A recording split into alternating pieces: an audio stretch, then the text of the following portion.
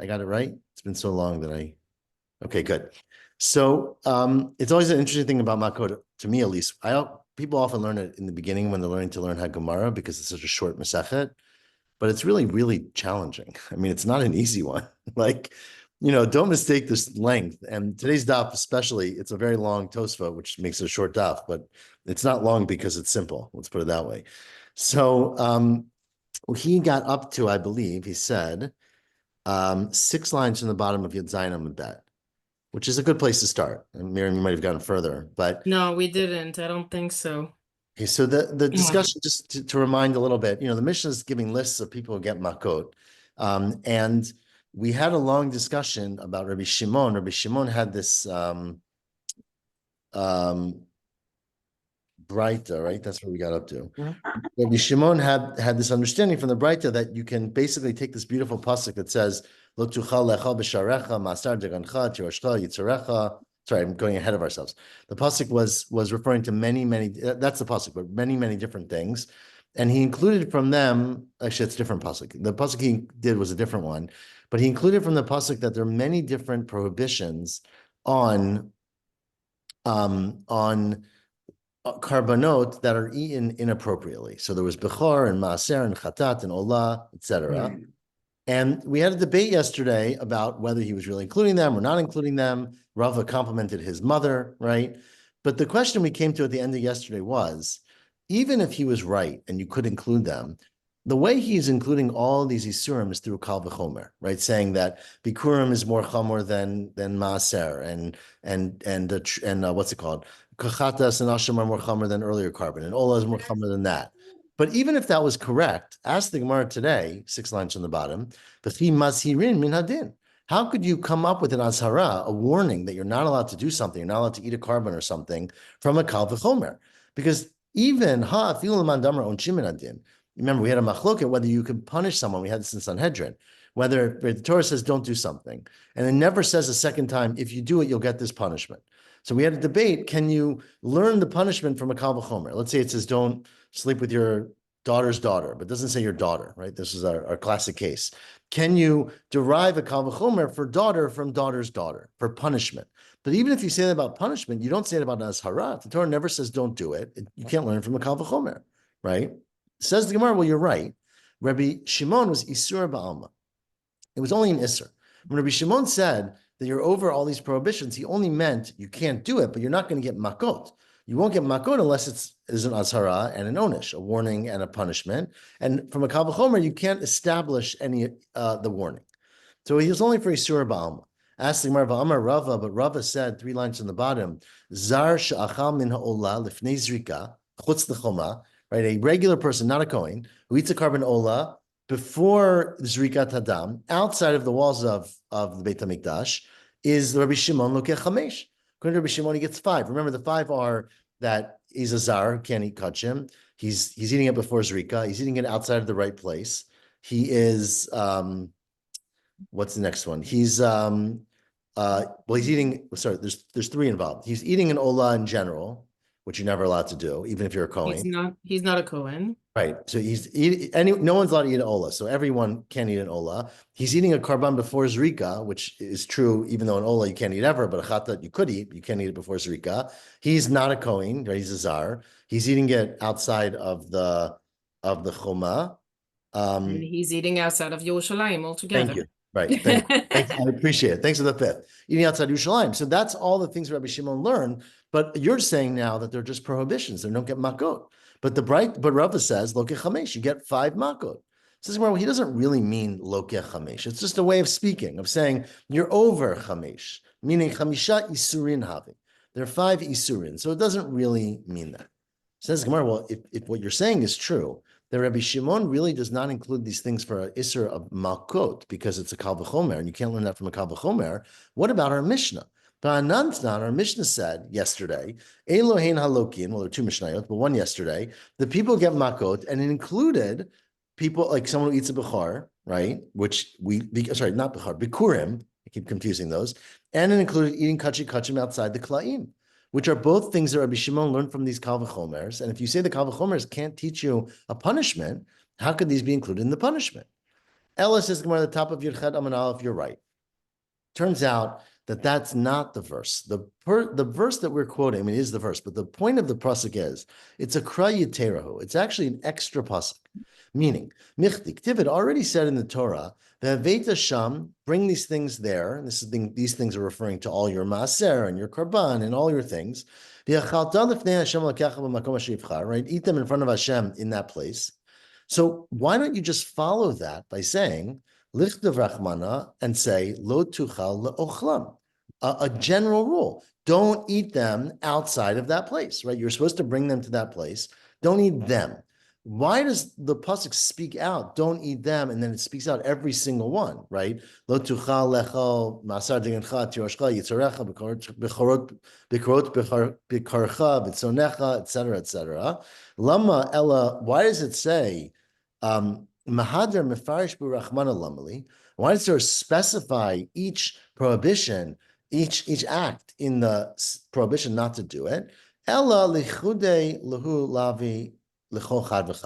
It's telling you that there's an extra lav for each thing. So basically, that is telling you that each act, meaning including a bichor, let's say, or bikurim in this case. Sorry, I keep confusing them, but it's true about both. But bikurim and kachim kalim and kachim and ola, all of them have another isser that if you eat them outside of the right place, not really outside of the right, but you eat them when you're not supposed to eat them before zrika, that you're chayav makot. So that's how we learn that out. But the other prohibitions, that a zar can't eat it. What's Zrika for Bikurim? So we're gonna get there. We discussed it a little bit, but Zrika is bringing it either to the Beit HaMikdash, or maybe putting it down in front of the Beit HaMikdash, or maybe reading the psukim, right? So there is a action. You have to do something when you get there. So whatever that action might be. So before it's time. Placing in the basket or something. Okay. Right. So we're going to actually discuss some of it. We had a little bit of it already about whether kriya is ma'akev or not, but before you finish doing it. So that's how Rashi understands it. The sort of problem with that is, what about the second prohibition, that you're not allowed to eat a chatat, right? A carbon chat, kachim outside of the walls. So Rashi says, an interesting Rashi here, that's another pasuk the Gemara just didn't bother to mention. That there's another pasuk in Shemot that says, don't eat a basar b'sadah treifa lo tochelo, and that includes anything that's in the sadeh, anything that's outside of its proper place. We're actually going to discuss that later. Tosfos is obviously not like that, and that's why Tosfos has a very, very lengthy Tosfot, starting from yesterday, going along through most of today, of another interpretation. But we're going to skip the Tosfot. So back to the Gemara Gufa, 5 lines from the top. Let's go back to what Rava said. Amar Rava. Now, Rava said, we quoted him just now, but this is very similar to what Rish Shimon said yesterday. Zar sh'achal min ha'olah lifnei zrika chutz l'choma, right? A zar eats an olah. He eats it before Zrikat Hadam, and he eats it outside of the walls of both the Beit HaMikdash and the walls of Yerushalayim, right? He, Rabbi Shimon, look at Chamesh. According to Rabbi Shimon, that person gets Makkot 5 times. Now, we said a few minutes ago that it's not Makkot, it means 5 Isurim. But there's 5 Isurim that happen with that action. Ask the Gemara, why are you stopping at 5? I can find more. Loki nami mishum. There's a pasuk that says, and we had this pasuk recently about the miluim. V'zar lo yochal ki kodeshem. Azar shouldn't eat them was referring to the miluim, which are kachim, right? It's referring to mincha there. That Azar shouldn't eat them because they're kodesh. So why don't you say that anytime Azar eats kodesh, including this olah that's in the wrong place, it should be another prohibition? Says the Gemara, well, that's true only by the carbon referred to by the miluim, because hani milihecha to the kohanim chazi. That's referring to a carbon that is supposed to be eaten by the kohanim, and the Torah comes and says, but if you're not a kohen, don't touch it, right? But here, hacha kohanim nami lo chazi. Here, the olah is not edible for the kohen, because kohen can't eat an olah, and this certainly you can't eat because it's before the zrika and it's outside the walls. But in this case, the kohen can't eat it either. So therefore, when the kohen can't eat it, there's no extra prohibition on a zar eating it. Ask the Gemara now, 5 lines in the bottom. Lokinami mishum. What about the pasuk I just quoted of basar bisadet treifa lo tochelo, right? Which literally means meat that's in the field that's treifa. We think it's a dead, animal that was killed by another animal, so it wasn't slaughtered properly. You're not supposed to eat. But we always darshan that pasuk, as the Gemara keeps going now, that kivan sheyatza basar chutz mechitzato ne'asar, that any meat that goes out of its normal, natural boundaries, whatever that means, we'll see in a second, then it's prohibited. And one prohibition might be treifa, but another one, the Gemara gave an example, I guess we'll have it in chulin in a little bit when we get to chulin, is let's say an animal sticks its limb outside of the body, right? A animal in childbirth, let's say, sticks a limb outside the body and then brings it back in, right? So is that limb become basar b'sadeh? It's a meat that's in the field, that's outside. So we'll discuss this in chulin about what that means, but there's opinion that that's prohibited. And another application of that might be eating kachim outside of Yerushalayim because it's in its wrong place. So basically it's out in the field. So that should be another prohibition of not eating the meat. Again, answers the Gemara, that's referring specifically to hani mili hechad b'fnim chazi. That's referring to a case where if that meat was inside, meaning it was in the mother or was shechted properly, you would be able to eat it. Because it's outside, you can't, right? But hacha, by the ola, you never eat an ola. The b'fnim nami lo chazi, it's not an extra prohibition. So that's why, and we'll see this is a common answer. Ask the Gemara, sorry? No. Ask the Gemara, the second line from the bottom, what about a third prohibition? But looking nami kid Rabbi Eliezer. What about the fact this Braita of Rabbi Eliezer? The Amar Rabbi Eliezer, the Braita says, or it says in my side, it says Titania. Rabbi Eliezer Omer, lo yochal ki kodesh heim, right? Don't eat this karban because they are kodesh. Turn the page. What that tells you is, that's referring to notar, right? It's heim, meaning they're Kodesh doesn't mean holy, it means they're prohibited. What it means is, turn the Gemara, Yirchad Amabad, Kol Shebe Kodesh Pasul, anything that is Kodesh, that is became Pasul, like Notar, Ba HaKatov Litain Lo Taseh Al Chilato. The Torah gives you an extra prohibition that if something that was once Kodesh and is now no longer permitted, in the case of Notar, because you left it overnight, right, or other prohibitions, you added something on. So this was a carbon ola. Now it's no longer permitted because it's outside of the walls or because it's before the zrika. That therefore should get an extra lotase. Says Gemara, that's not the case because hani mili, that's only true about say a carbon pesach hecha dekodem psulo chazi. Right before you left it overnight, like you were able to eat the carbon. You left it overnight. Now you can't eat it. But hacha kodem psulo nami lechazi. Here, because it's a carbon ola, it never was permitted, right? Remember the case here, it's an ola, which of course no one ever eats an ola except for the mizbeach, and it was kodem zrika, so never even did the action, and so therefore you don't add a separate lotase for eating an ola in this case. Okay, one more, last one, fourth line. There's another bright of Rebbe Eliezer because Titania Rebbe Eliezer Omer kol shehu bekalel tiyeh ba katuv, I think. Where am I? Where's the aleph? Is it an aleph? There we go. No, just litain. Anything, kol shehu, kol shehu b'kalil tiyeh lo tochal. Oh, he has the words end of the pasuk. Anything that fits into the category of kalil tiyeh, which means you should burn it up completely. Lo tochal, don't eat it. Litain lo taseh al achilato. So anything that you're supposed to destroy gets another lotase. Now an ola is completely burnt on the mizbeach. So this should be another lotase for an ola. This is why you're right. There actually is a sixth lotase. Ein achinami. Yes, there would be a sixth one. The reason Rava said 5 is Rava meant Rava mehai krakama. He meant from that one pasuk that Rabbi Shimon Darshan, we learn now 5.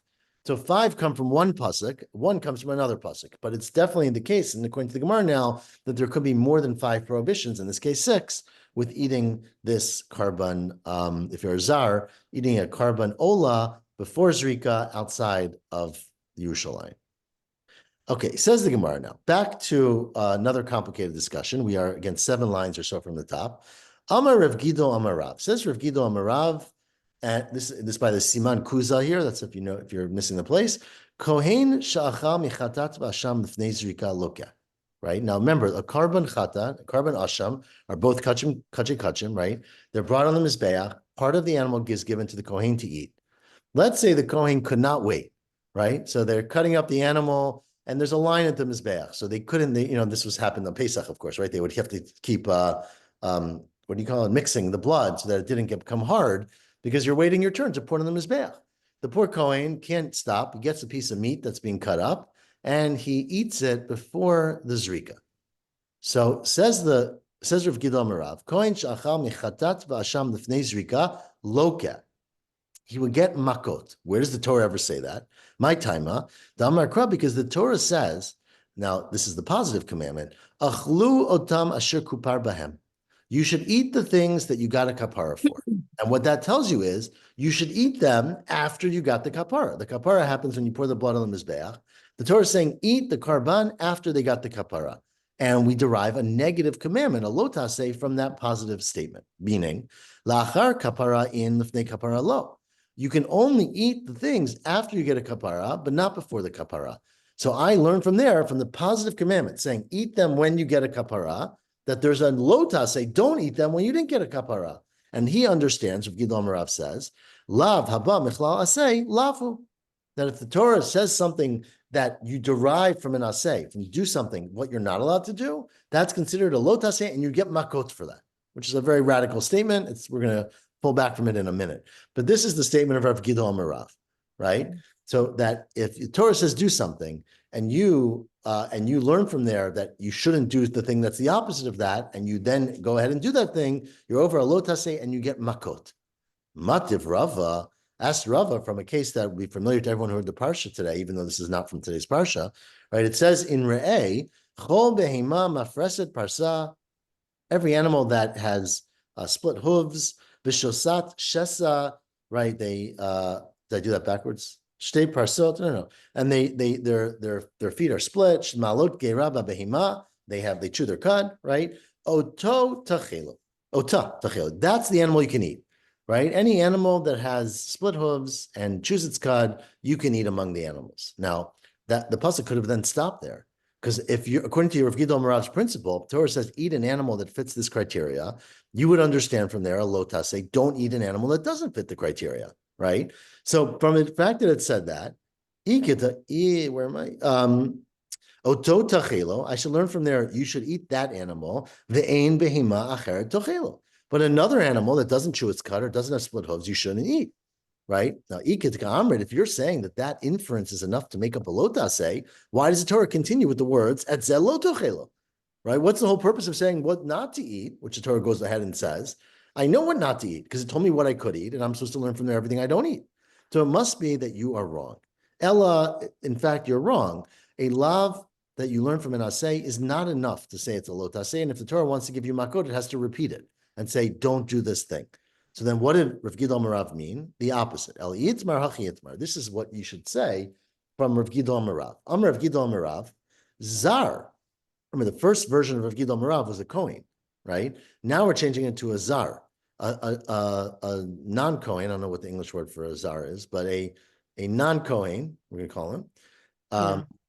She'achal chatat v'asham lifnei zrika patur. This zar who eats, remember, a zar who eats a chatat and hasham is chayav makot, because a zar is not a Kohen, right? You're not allowed to eat that korban. But if the zar ate it before zrika, he wouldn't be chayav makot. He'd be over maybe a prohibition. But a lay person, okay, I'll take that. If a zar ate a chatat and hasham before zrika, he'd be pater for makot. My taima, damarkra, because you're learning from the same pasuk. It says v'achlo tamasher kupar behem. You should eat them because you get a kapara, meaning the kohen should eat it after the kapara. But kol heichad dekrina be'achlo tamasher kupar behem, wherever the kohen could eat it because the kapara already happened, then there's the negative prohibition. Krina be'vizar lo yochal kodesh. But in this case, because the kohen can't eat it yet, kol heichad delo krina be'achlo tamasher kupar behem. You can't yet say Kohen should eat it because he got a kapara, because he didn't get a kapara yet. Lo karina be lo zar lo yochal. So you don't have the prohibition of a zar not eating it. So that was what Rav Gidon Marav said. We misunderstood it initially. It made no sense that the Kohen's pater, of course the Kohen's pater, right? I mean, first he said the Kohen's chayav, but that's not the point. The point is that even a zar is pater, because since a Kohen is pater in that setting, right? Because there's a lav that comes from an asay is not a lotase. So too, a Yisrael would be pater from Makkot. It's still prohibited, but you're pater from Makkot. Okay, we are halfway down. It's not so easy to tell you exactly where, but Amar Reb Lazar. So now we get back to the question that James raised earlier, which comes from our Mishnah, where our Mishnah talked about, if you recall, that a person is not, who eats bikurim before they were processed. Remember the bikurim, just to remind everyone, and this is really actually important in the sugya, you know, a farmer would bring bikurim, right? So they would have their first fruits from any of the shiva minim. It's only brought from the 7 species, right? and they would designate the grapes and say, these are going to be bikurim. So the halacha the Mishnah goes through in Masechah Bikurim is that if you're doing that between Shavuot and Sukkot, right, between Atzeret and Chag, then that's a time of abundance. It's a time when you're harvesting and everyone's happy and it's the summer and everyone's in camp, all the good stuff. And so you basically take your bikurim, you bring them to the Beit HaMikdash, you put them down. We'll see in a second. You wave them a little bit, you put them down, and then you say the parashiyot that are very familiar to everyone now because we just said Pesach, Varami Oved Avi, right? However, says the Mishnah in Bikurim, if you bring your Bikurim after Sukkot, you don't read the words Arami Oved Avi. You don't do the Kriya, because the Kriya means you thank God, you're praising God, and most people are not in such a good praising mood after Sukkot. Once Sukkot is over, the harvest is done, everyone's exhausted, it's not as rich time of abundance. So if you bring Bikurim after Sukkot, you don't read the Psukim. You only read the Psukim up till Sukkot. Now, after, Wait a second. You can actually bring them after Sukkot? you can bring Is them it? after. Yeah, you Yeah. can bring them. The Mishnah, it's a machlok, but the Mishnah says you can bring them, but you can't read the Psukim. Up until what point?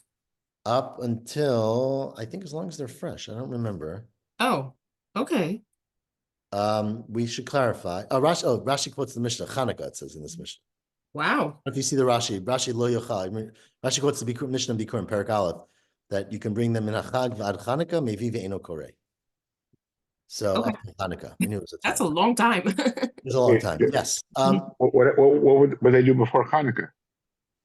What do you mean before Chanukah? After Chanukah? Hanukkah did not. Oh, that's Hanukkah only existed at a certain moment in our history. That is a very, very good question. I don't know the answer to that. It's a great question. I don't think it has anything to do with Hanukkah, just to be clear. It has to do with the winter, right? But I don't know the answer. It's a great question. Probably I think it's just the winter time. solstice. Just because I think the Chag also it's not because you're bringing it before Sukkot or after Sukkot. It's because that's a time of abundance, right? But it's a great point. Anyways, so that's, and of course, remember, once you bring the Bikurim, they go to the Kohen eats them. If Azar eats them, they're chayav Makkot. If they eat them outside of Yerushalayim, they're chayav Makkot, etc. So now let's get to the Gemara. Now I'll give you all that background. You'll see why. Amar Rabbi Elazar, Amar Rabbi Hoshaya. Says Rabbi Elazar, Amar Rabbi Hoshaya, Bikurim hanacha ma'akevet bahen. When you bring Bikurim, putting them down in front of the Mizbeach or putting them down in front of the Kohen, that is ma'akev, meaning until you've done that, you haven't brought Bikurim. And if the Kohen eats them, they're eating them inappropriately, right? But Kriya ain't ma'akevet bahem. But reading the verses, Arami Oved Avi, is not ma'akev. And if the Kohen eats it before that time, it's okay. He ate the Bikurim, he's not chayav Makkot or anything. Ask him, is that true? Mi Amar Rabbi Elazar Hachi, is that in fact what Rabbi Elazar holds? So Amar Rabbi Elazar, Amar Rabbi Hoshaya. Rabbi Elazar said the name of Rabbi Hoshaya. Let's say, it's a very interesting case. Let's say you're Hifrish Bikurim Kodem L'Chag. You separated aside your grapes before Sukkot. Now remember, I told you that Bikurim before Chag, you bring them, you read the verses, and then they're mutar. But you didn't go to the Beit HaMikdash. You got busy, right? And Avar Aleim Chag, and then Chag passed, and you remembered, my grapes, they're still good. I want to bring them to Yerushalayim. The problem is that if you bring them to Yerushalayim now, you no longer read the Psukim. Said Rabbi Elazar in the name of Rabbi Hoshaya, you're kavu. They should just sit and rot. You can't bring them. Why can't you bring them? Presumably, because when you separated them, you were supposed to read the verses. You're bringing them now. It's after Sukkot. You're not allowed to read the verses. And the verses must be ma'akev. So you can never make them into bikurim and give them to the Kohen because you didn't do the reading. But Rabbi Elazar Rabbi Hoshaya just said the reading is not ma'akev. Only the bringing it, only the placing it is ma'akev. So how do you explain that? My lab, mishum matzi the mikri aleim. It must be you don't bring them, let them rot because you can't read the verses because you don't read the verses after Sukkot. But if if you don't even need to do the reading bidi avad, then ama yirkavu. Why are you going to let them rot? Bring them to the Beit HaMikdash. Say, I'm really sorry. I can't say what I'm supposed to say. I apologize, but what can we do? Kohen, you can eat it now. Answers the Gemara. It's a fundamental answer that we've had many, many, many times, which is the principle that there are many things that are not required if you don't do them. But if you can't do them, then it's a problem, right? And the classic example is the Karban Mincha. The Karban Mincha, you bring oil and you bring flour, and you're supposed to mix it together, right? The Gemara, the Mishnah says, we'll get this in Menachot in a couple of months, maybe a year, that you don't have to mix it. If you don't mix it well, and the flour and the oil is not mixed well, it's still kosher, b'diavad. So you don't need to do mixing. However, the Mishnah says, if you have 60 sa'ah of flour you have to put them in two pots because it's too much to mix in one pot, right? So the Gemara asks, what if it's too much to mix in one pot? You don't need to mix it. And Rabbi Zera gives his classic answer, which is, you don't need to mix it if you could mix it. But if you have 60 sa'ah in one pot and you can't mix it, then all of a sudden mixing matters, right? Meaning you have to have the potential to mix it and then just say, I didn't get there. Or in this case, you have to have the potential to read the verses, but if you don't read them and the Kohen eats it, it's okay. But if you can't read them because Pesach Sukkot already passed, or because your pot's not big enough to contain 60 sa'ah and mix it without spilling out, then mixing is ma'akev.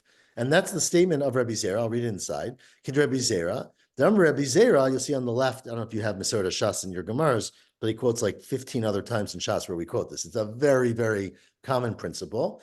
Kol haru'oi lebila, anything that you could mix it, bila means mix it in the bowl, then ein bila ma'kevet bo. Then you don't have to mix it. If you bring a mincha without mixing it, it's okay. But kol she'eino ra'oi lebila, if you couldn't do it because the bowl is too small to actually mix it, then all of a sudden bila is ma'kevet. Then mixing actually matters, and the same thing would be true here. Rabbi Lazar, in the name of Rabbi Oshaya, may be of the opinion that you don't actually need to read the verses for your Bikurim to be okay. But if you can't read the verses because it's after Sukkot, and the Bikurim needs the verses because you separated them before Sukkot, then it's a deal breaker, and you have to let them rot. Continues the Gemara. That is the first version. That's Rabbi Lazar in the name of Rabbi Oshaya. Rabbi Acha bar Yaakov, matni la k'derb asi am Rabbi Yochanan. Rabbi Acha bar Yaakov, remember all these names here, said that in fact this statement that Bikurim, the placing is ma'akev, hanacha is ma'akev, but the reading is not ma'akev, was actually said by someone else, by Rabbi Asi Amar Rabbi Yochanan, the same halacha. The problem is that if you say that in the name of Rabbi Asi and Rabbi Yochanan, you have a big problem. Kasha de Rabbi Yochanan, kasha le de Rabbi Yochanan de Rabbi Yochanan. You then have a question from something else that Rabbi Yochanan said. Can you say that Rabbi Yochanan is of the opinion that by Bikurim, placing them down is ma'akev, but reading is not ma'akev? Rabbi Asi asked Rabbi Yochanan the following question. He said to him, Bikurim me'ematai mutarim the kohanim. When can the Kohen eat the Bikurim, right? The Kohen cannot eat Bikurim until it's brought up to the Beit HaMikdash, and we'll see, until it's presented. When is the time that Bikurim is presented and it can be eaten by the Kohanim? Now, you would think from what we just heard from Rabbi Yochanan that he would say, for when you place them down, even before the reading, right? Because placing is ma'akev, but reading is not ma'akev. But he said to him, Amar le, Rabbi Yochanan said back to him, well, it depends. Haru'uyim l'kri'ah, if your Bikurim is supposed to be read on, meaning it was brought before Sukkot, then mishakaralem, you have to wait till they read, which is a direct contradiction, right? Because he just said reading is not ma'akev. And ones that come after Sukkot, she'en ru'yim l'kriyah, then mishara'u pnei habayit. After Sukkot, you don't do the reading anyways, but that means the moment you bring them in, till you bring them into the Beit HaMikdash. So he doesn't. So there's two problems, right? Kasha kriyah, because in the first version he says you got to do the reading, and before he said reading is not ma'akev. And kasha hanacha, because Rabbi Yochanan is quoted as saying the hanacha is essential, but now in this answer, he said, it doesn't matter hanacha, it matters mishara'u pnei habayit, which means you brought it into front of the Beit HaMikdash, or you brought it into the gates, but you didn't place it down in front of the Kohen yet. So is hanacha required or hanacha not required? Says the Gemara, well, I can answer you very easily. Because kriya lo kasha, remember we said this yesterday, there's a machloket tanaim about this. Harabi Shimon, harabanan. It's true, there's a machloket tanaim. One Tana holds that kriya is not ma'akev, I think it's Rabbi Shimon, and Chachamim say it is ma'akev. But hanacha nami lo kasha, there's also machloket tanaim about hanacha. So when Rabbi Yochanan was quoted as saying one, it was in the name of one Tana, and the other was in the name of the other Tana. Who are these Tanaim? Ha Rabbi Yehuda. This is Rabbi Yehuda. And ha Rabbanan. This is my Rabbi Yehuda. Where's Rabbi Yehuda seen to say that hanacha is not ma'akev by Bikurim? The Tanya. Is the following bright that we are 4 lines from the narrow lines, right? From the last narrow line. And I'm going to remind you of a principle that's been a few years since we had it. It's a big, what I'm about to tell you is very controversial, but I'm going to say it anyways, as if it's simple. There's a halacha in Kodshim that when you do something that has to do with the Karban, with the Beit HaMikdash, with things like that, it's only required if the Torah repeats it, right? So the Torah Torah says sprinkle the blood, let's say, or sprinkle 2 times. Again, we'll get into all the details when we get to Kachim very soon. But that things that are Torah says things, you have to do them, and sometimes you don't have to do them, right? Everyone who says Ezu Mekomam in the morning, right, knows that there are Shnaim Shem Arba and they're Ma'akev. This one's not Ma'akev, right? So we'll learn in the Gemara how we know what is required and what is not required. But one of the principles, you have to repeat it. And the Torah says you should place the Bikurim down in front of the Kohen, right? And then it repeats it and says, V'hi nachto sham. That says, V'hanach, put him down, V'hi nachto. So the repetition is what we would understand to mean that you must do this, and if you don't do it, it's not Bikurim.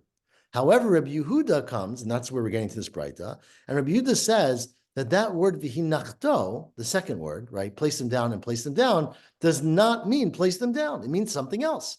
So if it means something else, then the Torah only told you to place it down 1 time, and 1 time is not enough to require it. It's enough to suggest it, I would say, right? So let's read the Braita.